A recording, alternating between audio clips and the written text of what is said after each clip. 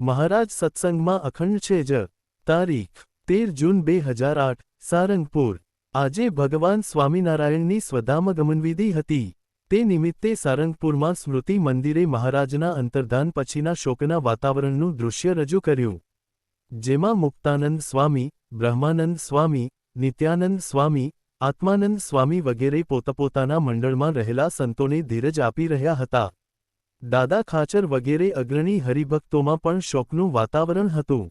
મુક્તાનંદ સ્વામી અને બ્રહ્માનંદ સ્વામીનો વાર્તાલાપ કરતા નારાયણમુનિ સ્વામી અને કૃષ્ણપ્રિય સ્વામી સ્વામીશ્રી પાસે આવ્યા.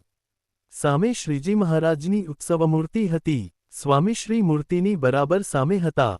બંને સંતોએ મહારાજની સામે ઊભેલા ગુણાતીત સ્વામીને પૂછ્યું કે, મહારાજ ગયા?